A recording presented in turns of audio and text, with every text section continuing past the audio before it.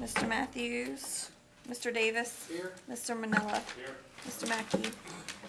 Mr. Doherty. Here. Chairman, we have a quorum. Thank you. Please turn off all your phones and pagers, or at least put them on silent so we don't have those things going off during the meeting.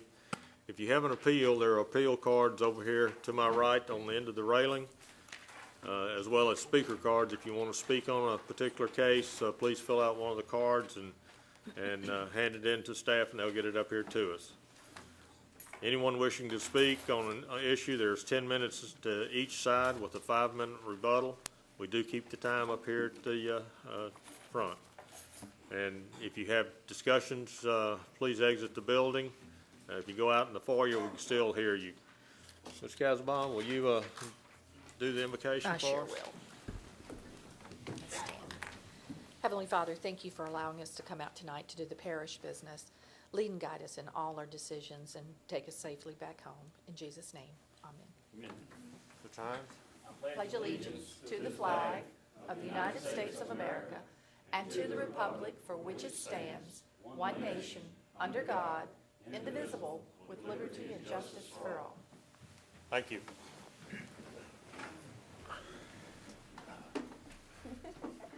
All right, next item on our agenda is approval of the September 11th minutes. Hopefully y'all had an opportunity to read through them, and if there's any corrections, please let us know. I'll entertain a motion. I move to be approved. Mr. Hunt, motion and a second to approve. Please vote.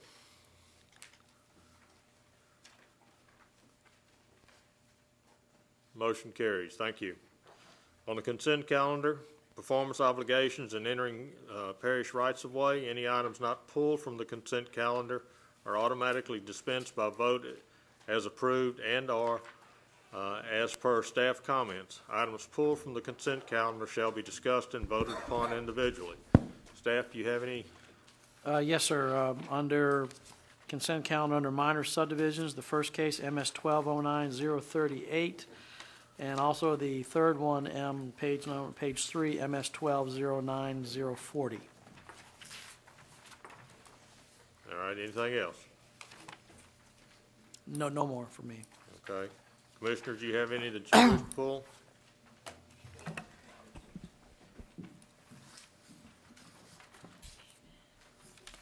Dave? Over here. Okay. Sorry. I appreciate the staff's input on all these regulations that we were talking about last time about are there any representatives in the public here now that are here to discuss some of the cases from last time? But I see anybody, you provided us information about the actual reasons why they were being, and I appreciate that. Thank you very much. Okay, we have a motion and a second. Did we get a motion or second? I'm sorry. We have it. I move to approve the consent calendar. Okay. We have a motion and a second on the consent calendar. Please vote.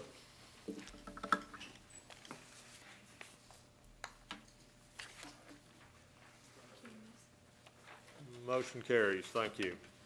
All right, we have an item under minor subdivisions. We have actually two items. Todd, you want to? Yeah, Mr. Chair, I'd like to see if we can't move an item on the old business, SD 12-06-003. Planche Estates, I'd like to see if we can't move that up on the calendar. I believe the other minor subdivision component of that was pulled, but I'd like to move that up, please. Okay. We have a motion by Todd to. I'll second it. We have a motion and a second to move up MS 12-09-038, a 32.593 and a 1.137 acre parcel, A and B, Ward 3, District 3. The owner is 110 Capital Pool 2 LLC. The surveyor is Kelly McHugh and Associates. Parish Council District is Honorable Red Thompson. And on old business, SD 12-06-003, Planche Estates, Ward 3, District 3. Developers and owner is 110 Capital Pool 2 LLC. Again, Kelly McHugh and Associates is the engineer, and Parish Council District 3, Honorable Red Thompson. We got a motion and a second to move up. Please vote.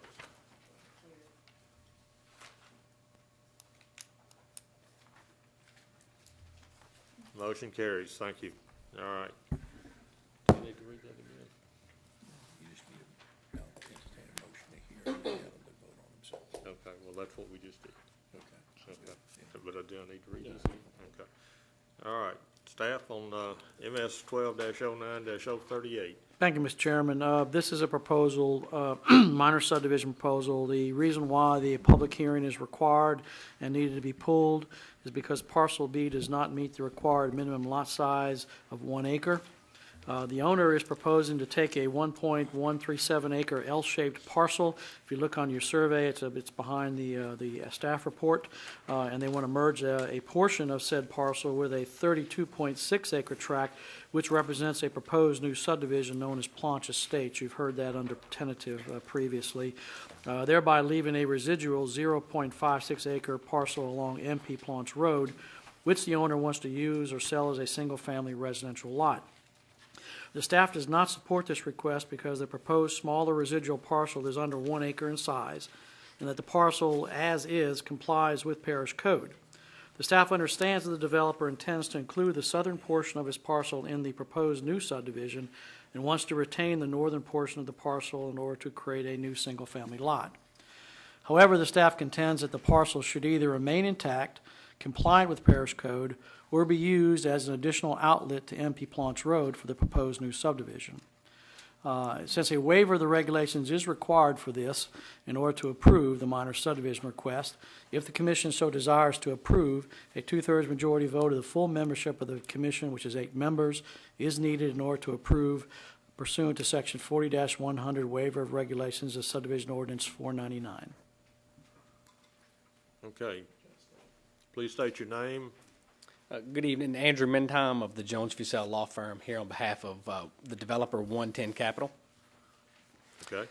I think as staff presented while we're here, and I appreciate you allowing us to hear these two items together.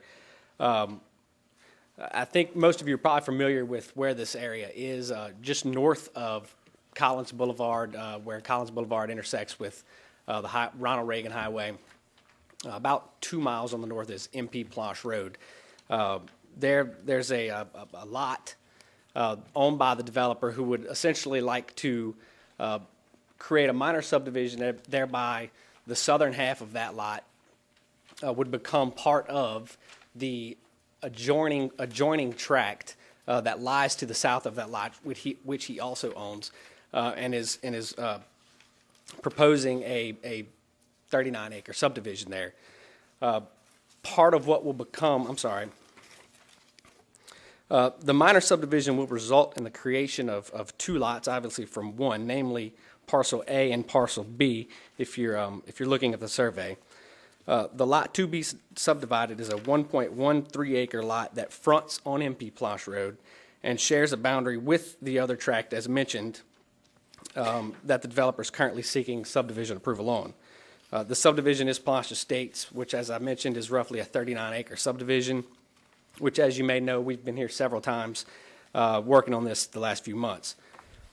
Part of what will become Planch Estates is parcel A of this minor subdivision, and parcel B will be the remainder of the existing lot that fronts on MP Planch Road. Currently, the tentative plat for Planch Estates shows a portion of 3 lots, namely 66, 67, and 68, and I think that's why it's a good reason to hear these two items together. If you have the tentative plat for the tentative subdivision approval for Planch Estates, you can see which lots I'm talking about. And again, those are lots 66, 67, and 68, and a portion of that utility site encroach on part of the lot that we're seeking the minor subdivision on. That lot has a kind of an odd L shape to it, and essentially we want to chop the bottom of that L shape off to become part of what will be Planch Estates. The reason for the re-subdivision is apparent We'd like to square off the northern boundary of Plosh Estates, which is the southern boundary of the lot that we'd like the minor subdivision approved, thereby allowing for the utility site to remain where it is and those lots to remain as you see on that amended plat. Obviously, the issue with the minor subdivision is that the remaining portion of the lot that is the subject of the minor subdivision, parcel B, will fall below the 1 acre minimum as per the ordinance on minor subdivisions. And as a result, we're here to seek a waiver. We believe that there are reasons that dictate that the minor subdivision should be granted despite the fact that we won't meet the minor subdivision 1 acre requirement. And really those reasons are twofold. First, the resulting parcel B of the minor subdivision will ultimately be the nearly exact same size and shape as almost every other lot that is on the south side of MP Plosh Road. So we're really not creating a lot that is not in conformity with what exists on that road as it stands. And moreover, it will create kind of clean and square property lines between the two parcels that we're talking about. Second, in the event that the minor subdivision is not approved, then the developer essentially has two options. One, he can reconfigure the subdivision to fit the utility site elsewhere, and he would likely lose 2 or 3 lots in that option. And obviously, this is not ideal in terms of expense. It would be more costly to do so. And of course, you'd have the lost opportunity for those 2 or 3 additional lots that we would lose. The second option would be to include the lot that is the subject of the minor subdivision as part of Plosh Estates in order to keep this tentative configuration in its current state. However, if this happens, then the developer essentially loses his ability to go ahead and build out on that lot that does front MP Plosh Road. So essentially, you'd have to wait for the approval of the subdivision in its entirety prior to building and marketing a home for sale. Additionally, we'd have to wait for infrastructural improvements to be in place. And just essentially, in the end, it's not a very economic or efficient use of that lot that fronts MP Plosh Road. And so that's essentially the reasons why we'd like to seek the waiver of the 1 acre minimum. And after that's voted on, that really will kind of dictate our discussion as it relates to the tentative subdivision approval, or the amended tentative subdivision approval of Plosh Estates. So I respectfully ask that you would grant the waiver and allow us to have the minor subdivision. Okay, thank you. Does anyone in the audience want to speak against this? I'll close the floor to the public and turn it over to the commission. Mr. Willie. Mr. Benhine, that once it's created, the .56 acre lot, you said that it's pretty compatible to the lots along Planch Road. How big are those lots? From what I understand, they are half-acre lots. So it's actually a little bit bigger. It may be a little bit bigger. Now, Okay. I'm not exactly positive they're half-acre lots, but that is my understanding from discussions with the surveyors. And once created, that'd be part of the subdivision, or?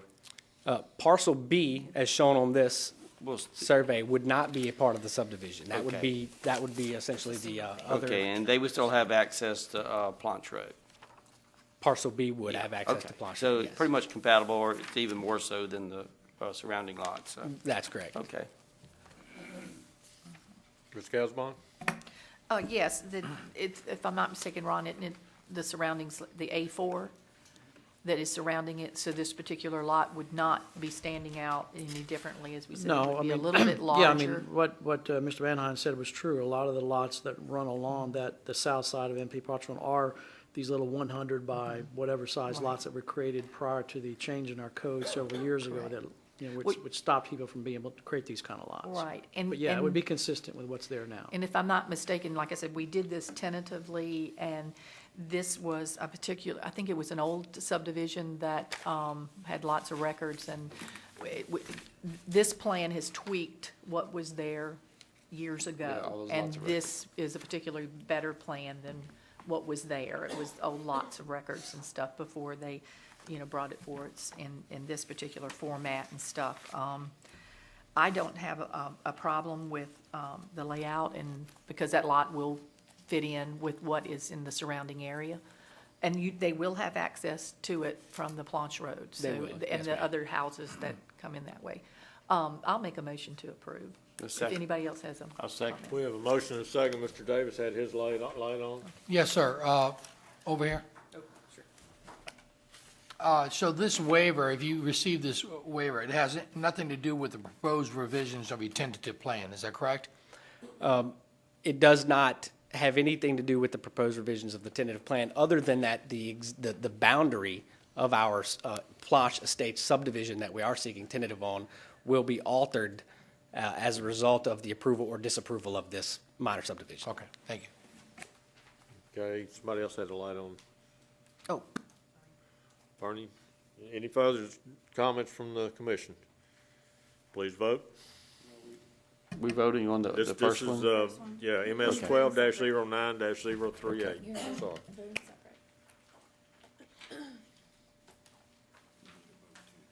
Yeah, you have to vote too. Motion carries 8 to nothing. Okay, So and make a, we do the next one? Are you ready? You need to hear the staff on the other one. staff, you have comment on? Sir, like I said, what Mr. Mannheim said, this is an amendment, a proposed amendment to the tentative subdivision plat. Letter was included in the packet to you. The developer, Plancha Estates, is requesting the Planning Commission consider the following amendments to the tentative subdivision plat. Again, I just passed out to you. The front page is the current, and the latter page is the proposed amendments. Or the alterations proposed. 3 alterations to relocate, increase the retention area. 2 to revise the street layout, and 3 to add an additional 3 lots to the subdivision. After review of the proposed amendments, the staff has no objections to the same as presented. Okay, thank you. You have a Okay. comment? Again, Andrew Minheim on behalf of 110 Capital. On June 12th, the Planning Commission did approve the original tentative plat, which depicted a 126-lot subdivision. This evening, we're seeking approval of an amendment to that tentative plat that does depict an additional 3 lots in the subdivision. You'll notice on the amended tentative plat that the average lot size and width and dimensions still comply with the current A4A zoning and is substantially the same in terms of size and scope of the original plat for the subdivision. After reviewing the originally filed and approved tentative plat, some concern arose as to whether that configuration would provide for adequate water retention area. As a result, the configuration was altered in an effort to gain more retention area. Really, the alteration proved to be a much more efficient layout for the subdivision, and we were able to gain nearly 2 acres of retention area, which we believe will be much more sufficient. The additional 3 lots were really just a byproduct of the more efficient layout. The additional lots were not the intent of the developer in seeking this amended plat, but rather was more or less an unintended result of the need for more retention area and, quite frankly, a more efficient layout for the subdivision. Ultimately, our intent is to put forth a project that not only conforms to all parish ordinances and requirements of this commission, but also to have a product that maximizes the efficiency and economy of that particular property. We believe that this amendment is a step closer to that end, and we respectfully ask that you would approve this tentative plat as amended. Thank you. Again, anyone in the audience wish to speak against this?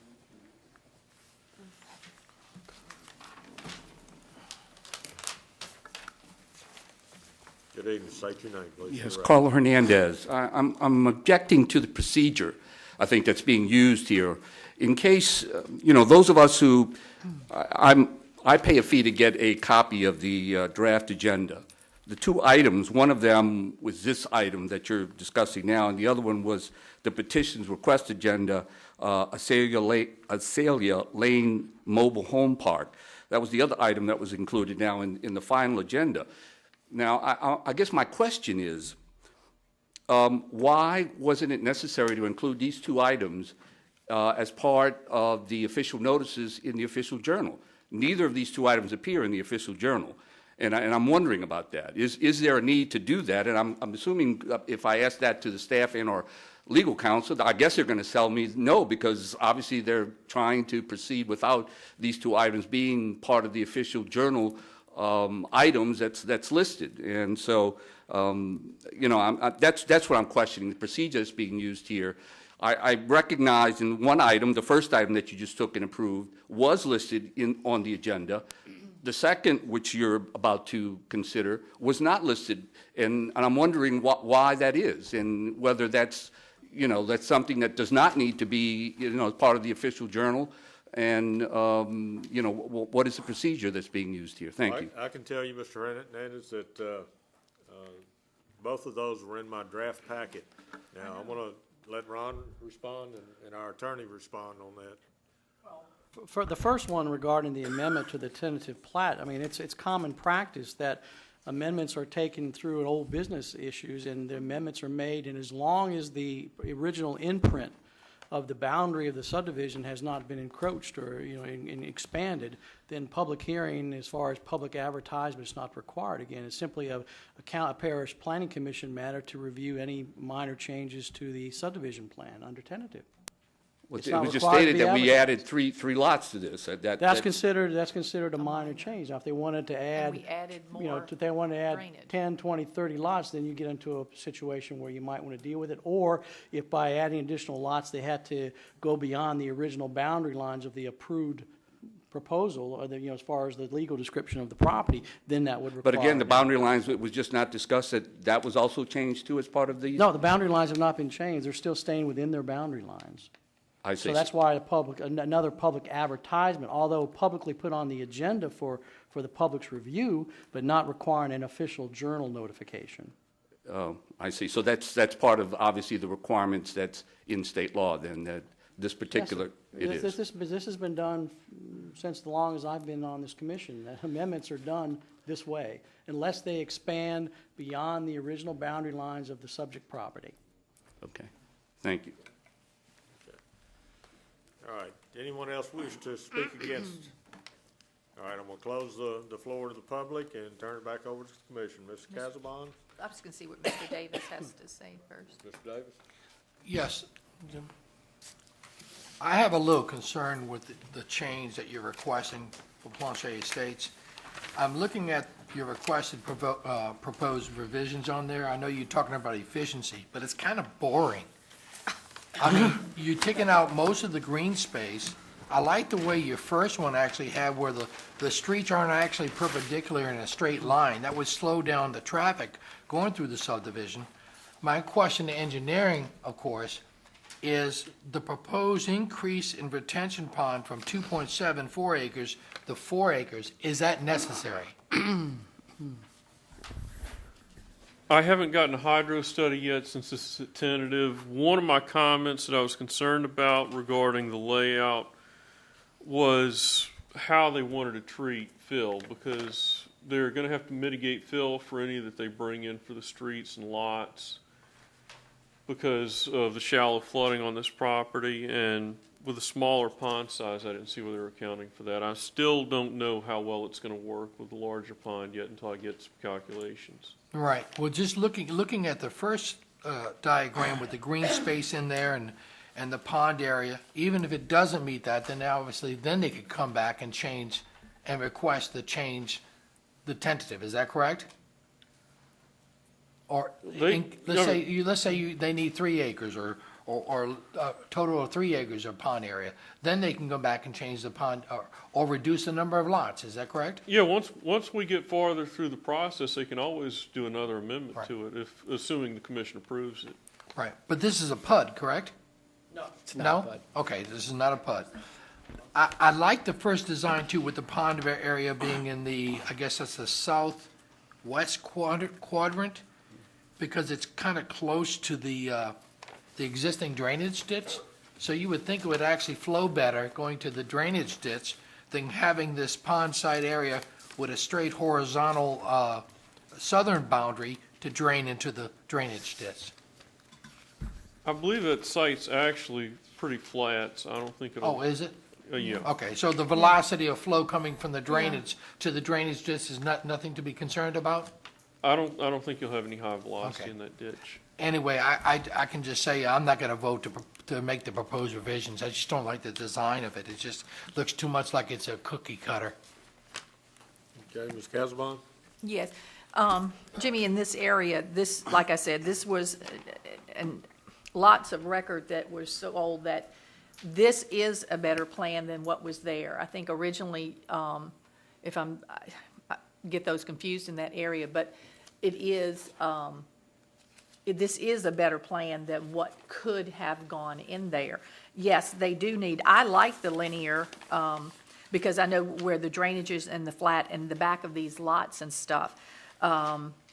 This is, and on the original road, or connected to this, what you have, when you say cookie cutter, this is back when our parish, if it was a parish road, that you could build houses, and there are houses every, the driveways are right on this parish road, every, 100 feet or so on, and they built on this road. Not Planche Road, but in this particular area and stuff. So this is a better plan to have it and the streets as they're drawn here, rather than go in for what's there, is what I'm saying. This enhances the area more than kind of what's there and stuff. So it's look cookie cutter, but these houses go very quickly. They're smaller lots and smaller houses. So I'm going to make a motion to approve. We have a motion and a second to approve. Any further discussion from the commission? Please vote.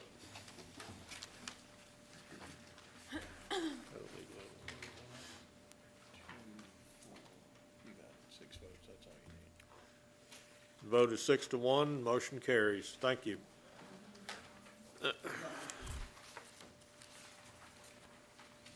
Okay, back on page 2. MS 12-09-039, a 43.27 acre park. That was on consent calendar, I believe, wasn't it? It's the, Yeah, that was on consent calendar. Oh, I'm sorry. this is Yeah. what, All right, I'm sorry. You're right. Got to keep me straight now. It's on page 3. It's MS 12-09-040. Tracks A and D and the 2.95 acre tract of land into tracks A1, A2, and E, Ward 1, District 1. Owners Robert J. Bruno, surveyors John E. Bono and Associates, Parish Council District's Honorable Marty Dean. Staff? Thank you, Mr. Chairman. This proposed minor subdivision requires a public hearing because proposed parcel E does not meet the required minimum lot size of 1 acre. The owner is proposing to do a lot line adjustment of the 2 parcels, tracks A and D, which again, the survey site plan is attached to the staff report, within existing minor subdivision, and add an additional 2.95 acre parcel to said tracts in order to create 3 new tracts, parcel A1, A2, and E. The proposed tract E does not meet the minimum 1 acre lot size requirement, and clearly the owner has the land available in order to comply with parish code. Therefore, for this reason, the staff recommends denial of the proposed minor subdivision request and suggests that the developer comply by adding additional land to meet the 1 acre minimum. Since a waiver of the regulations is required in order to approve this minor subdivision request, if the commission so desires to approve, a 2/3 majority vote of the full membership of the commission, 8 members, is needed in order to approve pursuant to section 40-100, waiver of regulations of subdivision ordinance 499. Thank you. Anyone here to speak for this? Yes, sir. Please come forward and state your name and address, please. Okay. Good evening. My name is Edward Murphy. I'm here representing Mr. Bruno and requesting the approval of the re-subdivision of the property. We're basically requesting, we wanted to reconfigure the lot lines of the property to better accommodate a tenant that and another customer that we're working with for a proposed grocery store of about 25,000 square feet. To help them and to accommodate their footprint, we needed to change the lines a little bit and to allow for unobstructed visibility and more parking spaces for their facility. And in doing so, we had to relocate the little out parcel down to the south end of the property, which created that parcel E. And the type of building that would go on there is going to be a small, typically like a single tenant type building, like a bank or something, around 3,000 square feet. So we don't really need, the acre would encroach into the food store's lot and maybe take away parking that's required for them to have in order to build the size building that they need. And the smaller building is not going to require that many parking spaces. So we could actually fit them in there comfortably for that size building that we would put in E. So we're requesting approval of our resub. Okay, thank you. Anyone here to speak against this? I'll close the floor to the public and turn it over to the commission. Any of the commissioners have any comment? I'll accept the motion. I'll make a motion to approve. Motion by Ms. Casabon to approve, seconded by Mr. Willie. Please vote.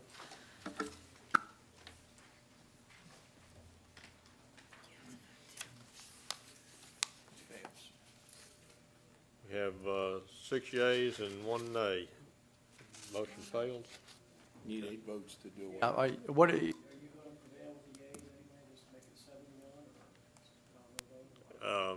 Yeah, I'll go ahead and vote for it. Yeah, but you're right, because you still don't have the 8 necessary votes required for the waiver, you'll have to appeal it to the parish council. Okay. Okay, Okay. thank you. All right, next item's petitions and requests. Azalea Lane Mobile Home Park, Ward 8, District 8. Owner is Azalea Lane Mobile Home Park, LLC. Engineering is Damon Engineering. Council District Honorable Chris Canulette. Staff. Thank you, Mr. Chairman. Again, there's a letter in the packet that was, I think I got it in wrong order in the packet. It's the actual second to last item in your packet. So if you look at the end of your packet, you'll see the item regarding Azalea Lane. The very last portion is the Azalea Lane case. It's a petition and request for the owner of Azalea Lane Mobile Home Park. He is requesting that the Planning Commission consider waivers of code regarding the above captioned items, the below items. The requested waivers and explanations for the same are detailed in a letter from the owner's attorney, which is attached to this letter from Mr. Paul Marone, dated September 25th, 2012.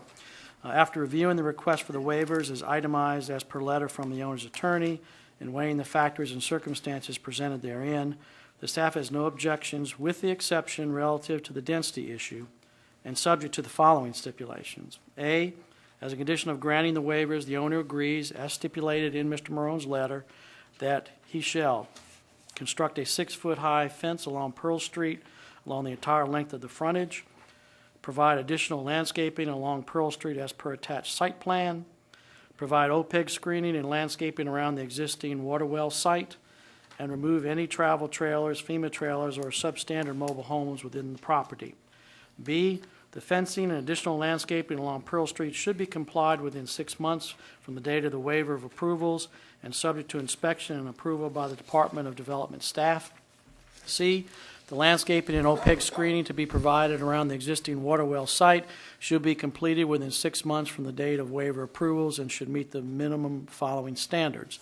The water well should be screened with a sound-absorbing OPEG ornamental fence or other sound-absorbing material that blends into the surrounding environment, as well as a 70% living screen comprised of trees, bushes, and shrubs planted on the exterior or outward side of the fence. Furthermore, prior to the owner initiating work, he should contact our in-house landscape architect for review and approval of his proposed plan. And D, the staff feels that the maximum density of 8 units per acre should be maintained. This would allow the owner to have 24 total units. The owner is proposing a total of 30 units, or a density of 9.9 units per acre. Mr. Marone. Thank you, Mr. Doherty. Members of the Commission, Paul Marone on behalf of the petitioner. This is a somewhat unusual request. I don't know that I've ever been to the Commission with a request quite like this. This tract of land, as I noted in my letter, has been a mobile home park for many, many years. It is, at this time, a grandfathered park. which means it predates not only the existing UDC and subdivision regulations, but also the prior regulations that were in place. The situation arose after Hurricane Katrina with the need for housing in the area. The parish, I think, rightfully relaxed some of the regulations with regards to mobile home parks to encourage alternative living arrangements for people that were in need. As a result of that, my client invested a great deal of money into the property to accommodate the FEMA trailers, mobile homes, travel trailers, and so forth.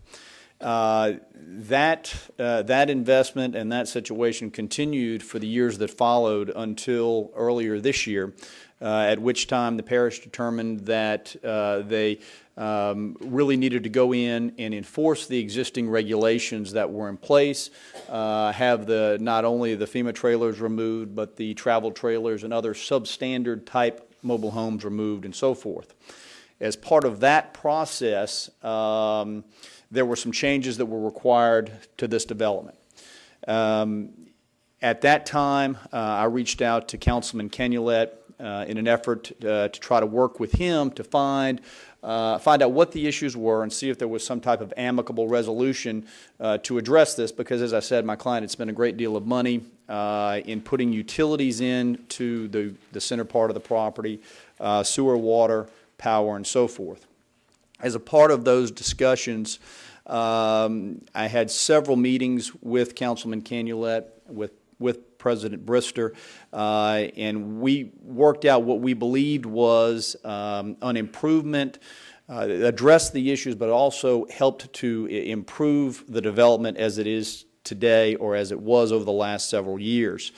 In looking at the staff's comments, we have no objections with anything that Mr. Keller mentioned other than the density. And the density is really at the crux of our request, because the need to try to realize or recoup the investment is dependent upon the ability to have the mobile homes. Prior to 2005, there were 22 mobile homes on the property. We're proposing to add 8 additional mobile homes. That is well less than what has existed there since 2005. If you look at the site plan, you see that there are full-size mobile homes in this center part of the property. Those were actually double-stacked mobile homes or travel trailers and so forth. So we have greatly reduced the density that has been there since 2005. Now, admittedly, that density was a result of an extreme event, not an everyday occurrence, and we recognize that. And in our discussions, we have no objection to removing those mobile homes, and in fact, those are removed. The smaller mobile homes, the FEMA-type trailers, the travel trailers that were out of compliance with the current regulations have been removed. And we are in complete agreement to do the enhancements to the area, like the fencing, like the landscaping, and so forth. When we originally began the discussions with Mr. Kenulet and with Ms. Brister, we were proposing, I think, 4 additional mobile homes in the middle. They asked that we reduce the density in the middle part to pull the mobile homes back from the roadway, which we have agreed to do.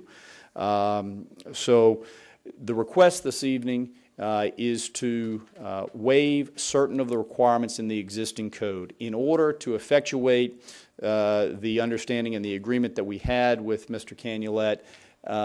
We had a problem because the existing Unified Development Code, the actual subdivision code requires that any enhancement or enlargement of a mobile home park requires that the entire mobile home park meet all of the existing regulations. If you look at what those regulations are, you will see that some of them we just simply can't meet. For example, the site has to be 10 acres. We're only about a 3-acre site. Nobody wants the site expanded to 10 acres, not my client, not Mr. Kenulet. The other requirements of the green space, the paved roadway, the width of the roadway, and required sidewalks and so forth. At the end of the day, I think what has enticed Mr. Kenulet to work with us on this is that what we're proposing, while it does not meet all of the regulations of the current code, it represents a significant improvement to this property and will benefit the area at large. So we would respectfully request your approval of the waivers this evening. Obviously, with there only being 8 members, it would take a unanimous vote to grant those waivers. We would ask that the staff's comments be a part of any approval that you might grant, with the exception of the density, which we would ask that it be in accordance with the site plan that has been submitted. I'll be happy to answer any questions that any of the commissioners may have. Thank you, Mr. Morone. Is anyone here in the audience to speak against this? Mr. Hernandez. Thank you. Carlo Hernandez. I had previously earlier mentioned this one. This one, again, was the same situation.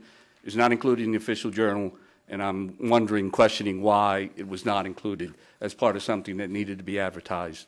Thank you. Well, I mean, I don't think it needed to be advertised because the code doesn't require it. Again, Mr. Morone made a comment that this is quite an unorthodox situation. This is a pre-existing, non-conforming mobile home park that's vested in the parish, and they're simply asking for some waivers based on the fact that the parish granted them some leadway in putting mobile homes in during Katrina. So they're simply asking for some waivers. There's nothing in the code that requires this to be publicly advertised in the official journal, but it is on the website on our agenda.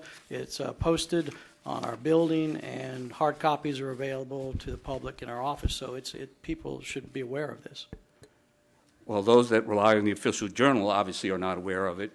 And I'm just curious whether the requirement going from, is it 22 to what, 30, or what is the number that potentially? Well, they're allowed to have legally up to 24, and they're requesting 30. But once again, these are mobile homes, not lots. They're sites. So that would not be considered, in your opinion? That's correct. A major right. change to plus that. Plus the fact that the original boundary lines of the subdivision is not being expanded, and this is a non-conforming park.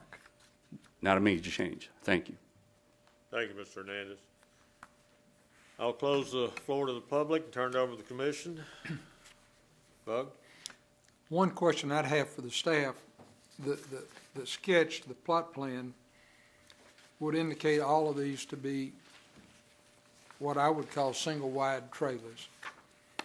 And with the limitation on the numbers of units, does it make any difference between single wide and double wide? That's correct. They're still single family regardless of size. Okay, so they could all be double wides? They could, yes. Okay.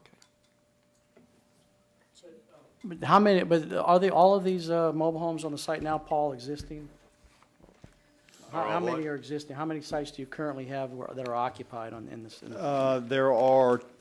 All except the center, I think. That's correct. Yeah, I think just there the are center. 22. There are 22 that are existing. So, yeah, so they're allowed to have 24. Like I said, they're asking for 30. Mr. Davis? I think, Paul, in the previous case where the requestor was asking for a non-conforming use, that was never a non-conforming use, here you had a non-conforming piece of property, obviously because they had a lot more density. And you're in agreement with the following stipulations, A, B, and C? Yes. Is that correct? So Yes. the only thing is about the density? That is correct. I'll make a motion to approve. We have a motion by Mr. Davis to approve. Do we have a second? Second by Ms. Casabon. I do have a question and more for staff.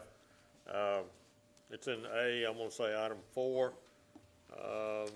Next to the last sentence, remove any travel trailers, FEMA trailers, or substandard mobile homes within the property.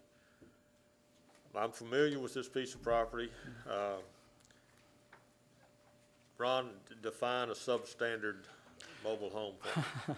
Well, I mean, it's a dilapidated trailer that's not habitable. And I believe they've gotten rid of pretty much all of that. Well, I think all of these are certainly habitable, but I know for a fact that there's some of them that have been there a number of years and probably don't meet today's codes as far as plumbing and electrical and this kind of stuff. Mr. Daugherty, I think those are the types of substandard mobile homes that have been removed and are not allowed. I mean, There were some of those in there for many years after Katrina. It is clear from my working with the staff and with Mr. Canulet that those are not in compliance, and those are gone and will not be allowed back in that mobile home park. I think that the first one on the, what I'm gonna call is the left side of the document,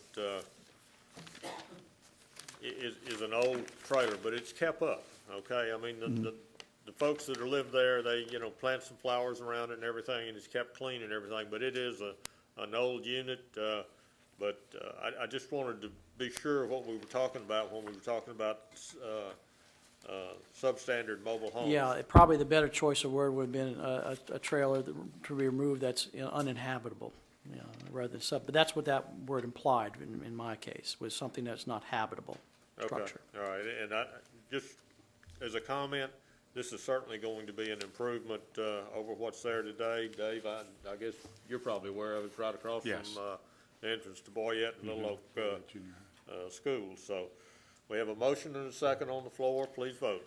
Point of clarification, if I may.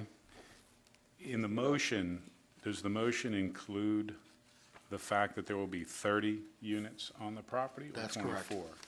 So it's amending what the staff is recommending.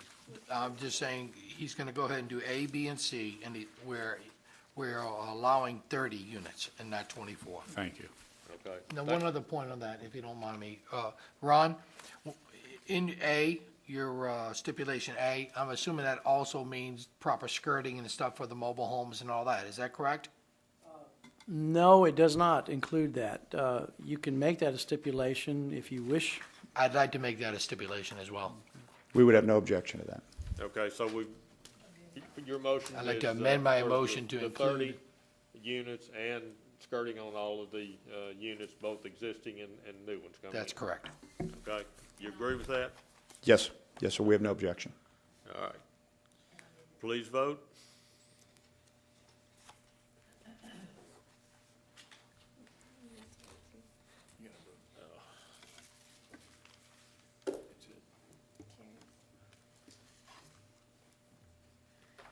Everybody voted? Yep.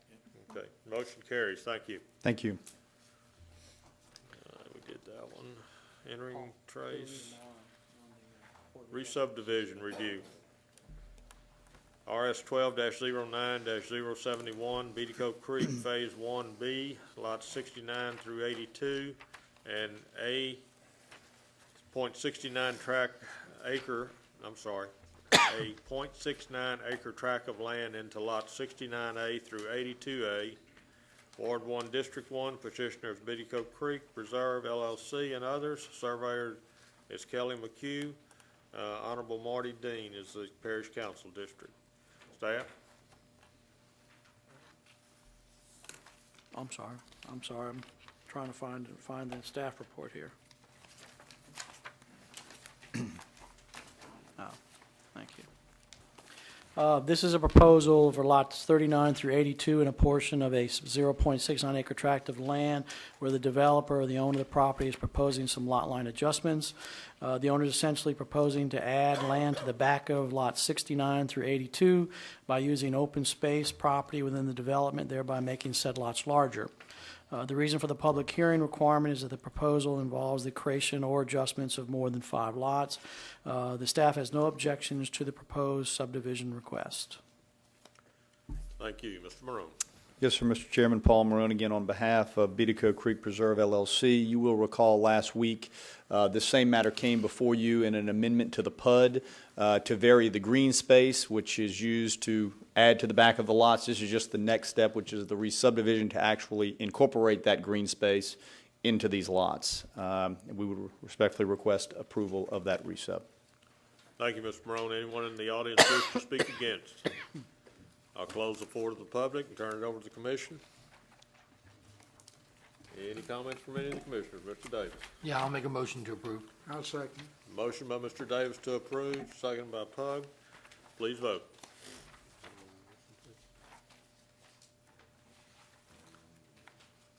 Motion carries. Thank you. Tentative subdivision review, SD 12-08-005, River Club, Ward 1, District 1, developer owners Delta Land Holding LLC, the engineers Kelly McHugh and Associates, Parish Council District is Honorable Marty Dean. Mr. Morone, staff, excuse me. Thank you, Mr. Chairman. This proposal, if you recall, was tabled at September meeting pending a review of the council for a zoning matter, which Mr. Morone and we have been informed that the council did approve the request for the zoning change at their the Thursday meeting last Thursday. The comments. The proposed development has jurisdictional wetlands, therefore the developer should be required to submit a copy of an approved Army Corps of Engineers permit to the Department of Engineering, if applicable, prior to receiving a work order in conjunction with the preliminary subdivision review process. Item 2, the Parish Code requires that a land clearing permit must be applied for and obtained to the Department of Planning prior to the developer receiving a work order in conjunction with the preliminary subdivision review process. Item 3, the entrance to the subdivision development from East Brewster Road has been secured pursuant to a predial servitude of access from Marymount Properties LLC in favor of the developer. Item 4, the maximum block length of 1,500 feet has been exceeded for River Club Drive by approximately 200 feet from the intersection of Delta Lane to the intersection with River Club Loop. Comment 5, the maximum cul-de-sac length of 700 feet has been exceeded for River Club Drive by approximately 200 feet from the intersection of River Club Loop to the terminus of the cul-de-sac. Comment 6, a preliminary draft copy of the Declaration of Covenants and Restrictions should be remitted to this department for review prior to the developer receiving a work order in conjunction with preliminary subdivision review process. Number 7, the developer has depicted green space and amenities within the development pursuant to Parish Code requirements. Therefore, the developer should be prepared to present a recreational development plan for staff review and approval prior to the developer receiving a work order in conjunction with the preliminary approval process.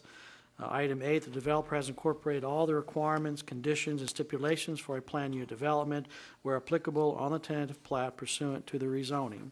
The staff recommends approval, subject to developer complying with all comments. However, if the commission decides to grant the tentative subdivision request, a waiver of the regulations are required relative to staff comments numbers 4 and 5, pursuant to Section 40-100 waiver of regulations of subdivision ordinance 499, which requires a 2/3 majority vote of the full membership of the commission in order to grant said waiver. And with that, engineering has some comments.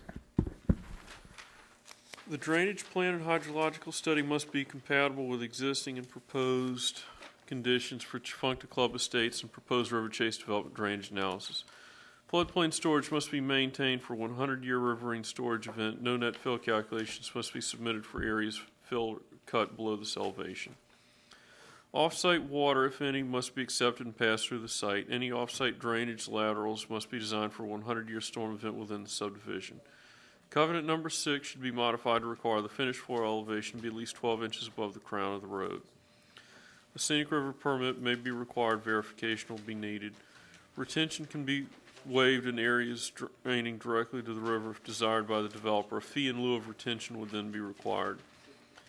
A separate traffic impact analysis was not required of this development because it was taken into account as part of the Sterling PUD TIA. All turn lanes, etc., as required in the original TIA shall be constructed. Please show where the proposed entrance access road is located with respect to the Chifuncta interchange. Need stormwater site plan indicating BMP selection and placement with legend and BMP details for the preliminary. Need copy of the LDEQ stormwater permit letter with agents, the AIN prior to work order. Need a copy of the SWIP maintained on construction site for stormwater inspections. Thank you, Mr. Morone. Thank you, Mr. Doherty. Paul Marone on behalf of Delta Land Holdings, LLC. This project and the site plan associated with it and lot layout was approved as a PUD overlay at the council's meeting last Thursday night. The plan that is before you is consistent with that plan, which was approved. We have reviewed the staff's comments and have no objection to those comments. We are prepared to comply with all of the items referenced by Mr. Carroll and Mr. Keller. We would reiterate and request the waiver, the two waivers, excuse me, that Mr. Keller mentioned regarding the streets, River Club Loop and River Club Drive. The need for those waivers are obviously as a result of the configuration of the property and the water feature that we have or are proposing as part of the property. But we do not believe that the additional 200 feet in either case will materially impact or negatively impact the residents or any visitors to the subdivision. With that said, I would respectfully request approval of the tentative plat. I'll be happy to answer any questions the commissioners may have. Thank you, Mr. Morone. Does anyone in the audience wish to speak against? Yes, ma'am, come up.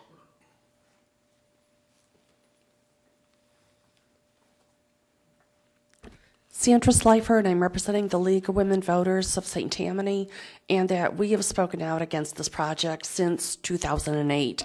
And while it has changed slightly in terms of the design of this project today versus what it was in 2008, that we still have a lot of concerns and feel as if you're just moving too quickly on this, that to approve the design of this project before it's been determined if the canals can be dug, just seems premature to me.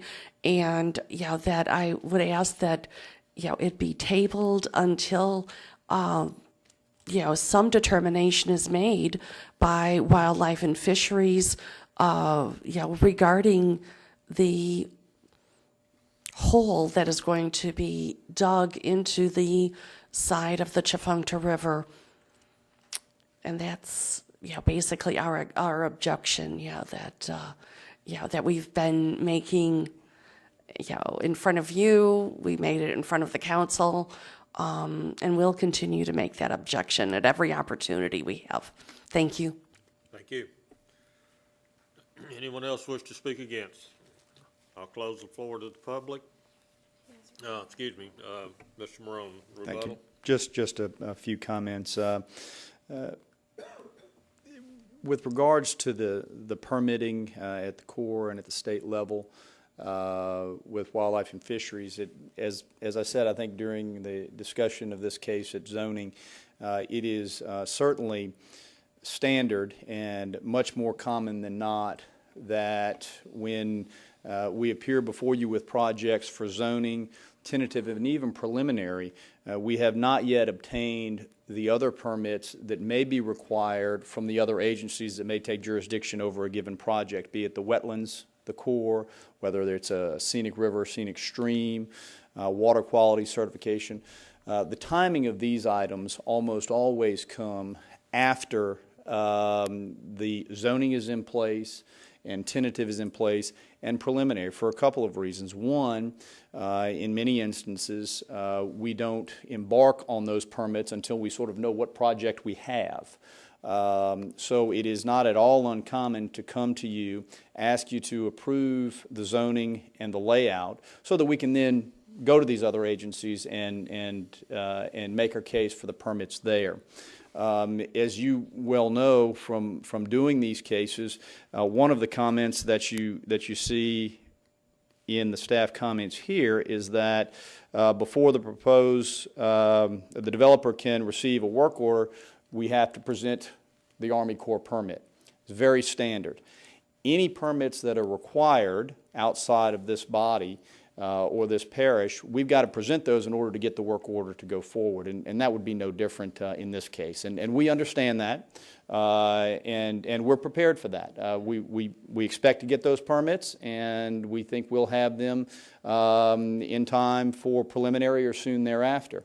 But there's really no need to hold up the tentative submittal or decision on the tentative based on those, because there are other methods or stopgaps to prevent any work to be done until those permits are in place. So we would respectfully request that we were able to move forward to begin our preliminary plat while we continue to pursue these other permits outside of the parish.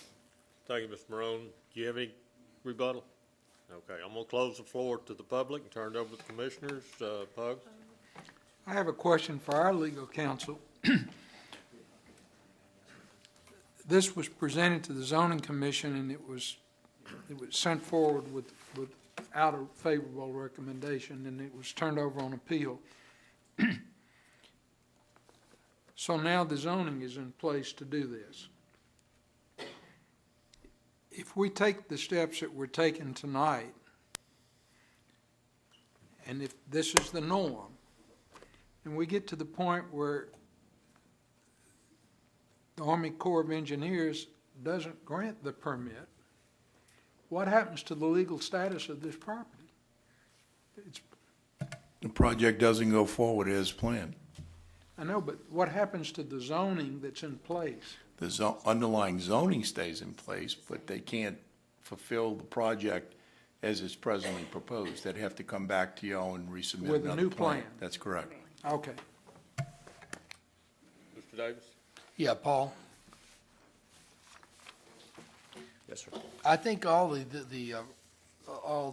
comments by the staff are pretty accurate, and as far as the block length, number 4 and number 5, about the 1,500 feet and 700 feet and stuff like that, I believe that is important.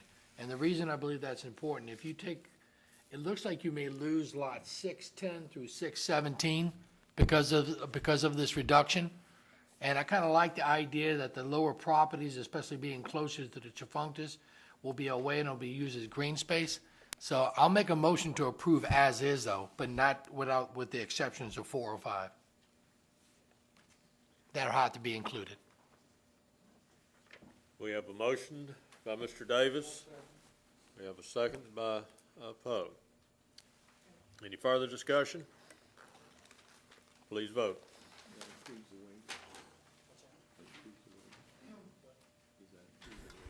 So you're recommending approval, but without the waivers for those. I am recommending approval without the waivers, number 4 and 5 from under the Department of Planning. That is correct. Okay,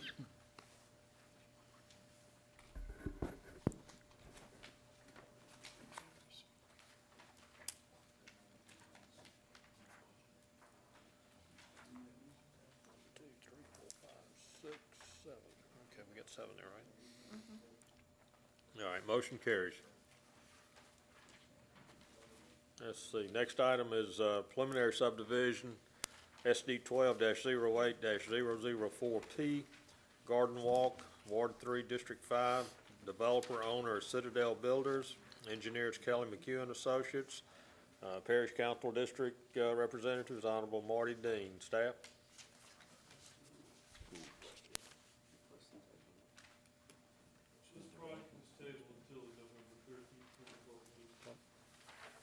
They're tabling it till next month.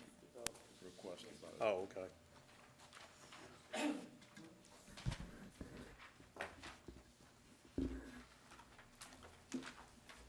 All right, this is being requested to be tabled by the petitioner. So moved. Moved by Mr. Hines to table, seconded by Mr. Willie. Please vote.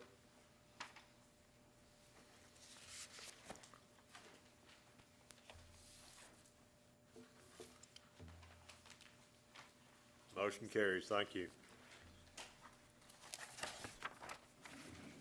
Final subdivision review, SD 04-02-007F3, Natchez Trace, Phase 3, Ward 1, District 1, developer owner is Lonesome Development, engineers Kelly McEwen Associates, council districts, Honorable Marty Dean. Staff? Periodic inspections have been made by this office during construction. The final inspection was made on September 25th, 2012. The inspection disclosed that 90% of the concrete roads are constructed and road shoulders need to be constructed. The following uncompleted items exist at the time of final inspection. A, B, and C are okay. Concrete curbs need to be constructed. Catch basins need to be constructed. F and G are okay. Add the following restrictive covenants: flood insurance rate map or minimum of 12 inches above the crown of the road, whichever is greater. Street name signs are needed, traffic signs are needed, blue reflectors are needed, developer's signature line is needed. Should the Planning Commission approve the request for final approval, warranty obligation be required for the infrastructure in the amount of $15,700 for a period of 1 year. Staff recommends approval of the proposed final subdivision request subject to the developer complying with all comments, no plats be signed until all items are satisfactorily completed. No mandatory developmental fees are required since the public hearing was held prior to January 1st, 2005. Okay. Mr. Shane. Thank you, Mr. Doherty. Jeff Shane of the Jones Fussell Law Firm here in Covington. I represent Lonesome Development LLC, which is both the owner and developer of Phase 3 of Natchez Trace. We are in agreement with all of the staff comments. With the recent good weather, I'm happy to say that, in fact, some of the items that the department has not been advised of have now, in fact, been completed, and appropriate documentation will be forthcoming to the department so they'll know that all the concrete's been poured, curbs in, et cetera. So we understand that no plats will be approved or signed and recorded until all items have in fact been completed to your staff satisfaction. We respectfully request that you grant final subdivision approval at this time. Thank you, Mr. Shane. Thank you. Anyone in the audience wish to speak against? I'll close the floor to the public, turn it over to the commission. Tug. I make a motion to approve. Motion to approve by Tug and second by Mr. Richard. Please vote.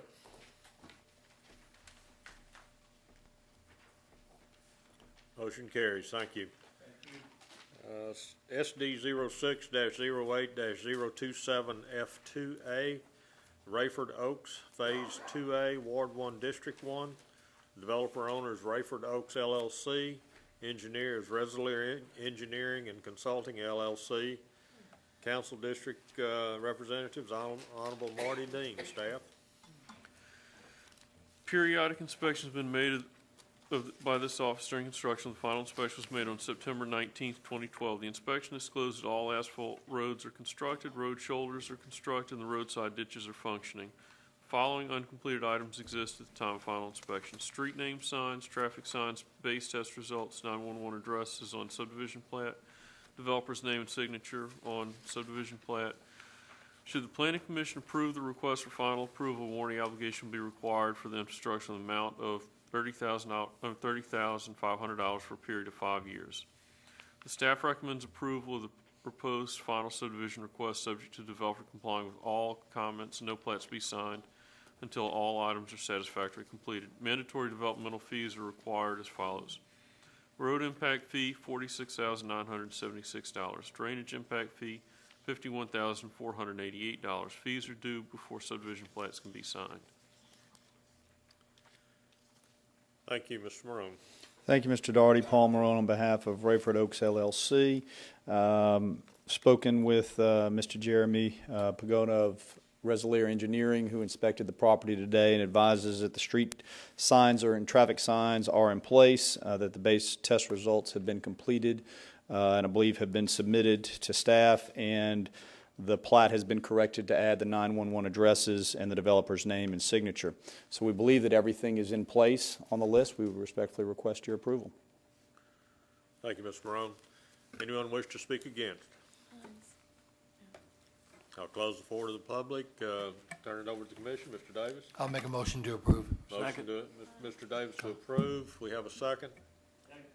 Second, Mr. Manel. Point of information for the record on the final subdivision staff analysis report.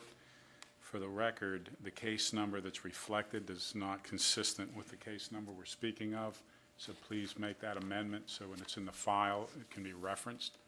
It references the previous case, not the current case.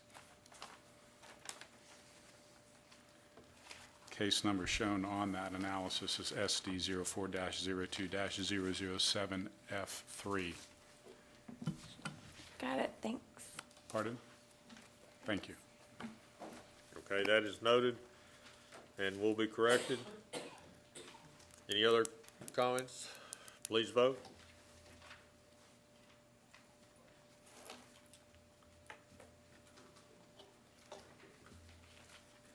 Motion carries.